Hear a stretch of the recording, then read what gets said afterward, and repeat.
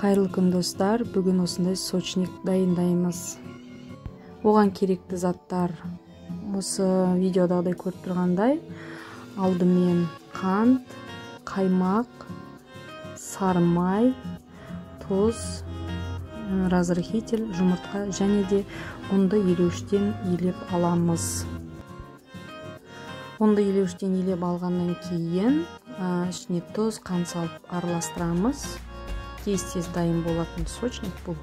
Бұл рецептпен жасап көрсеңіздер өкінбейсіздер. Үстіне жаңағы сары майымызды саламыз. Қаймағымызды қосамыз.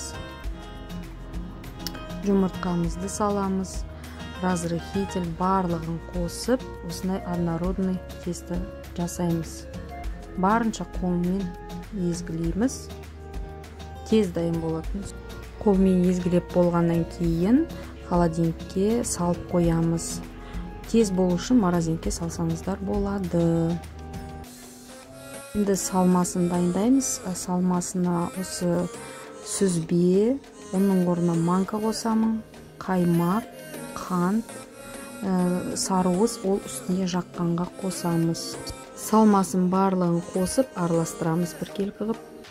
Салмасы дайын болғаннан кейін тестамызды, яғни қамырымызды осындай екі әдемі бірдей бөлікке бөліп, ортасынан қақ бөлеміз.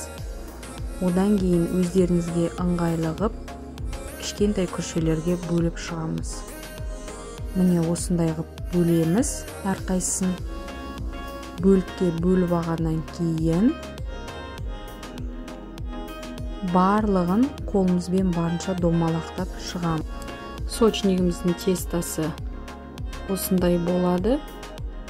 Енді домалақтап шыққаннан кейін барынша оқтаудың көмегімен не қалың емес, не жұқа емес сочнигімізді жаямыз. Видеодағыдай көрсетілгенде жаямыз. Ортасына салмасын саламыз.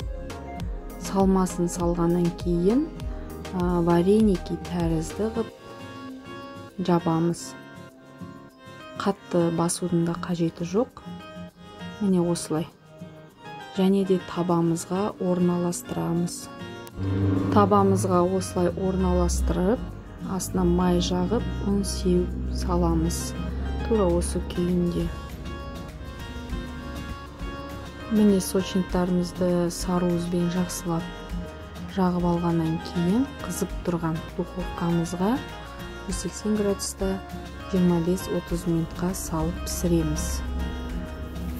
Егер менің видеом ұнаса, астарыңызға лайк басып, подписканы басып, одан кейін комментарий қалдыруларыңызды сұраймын.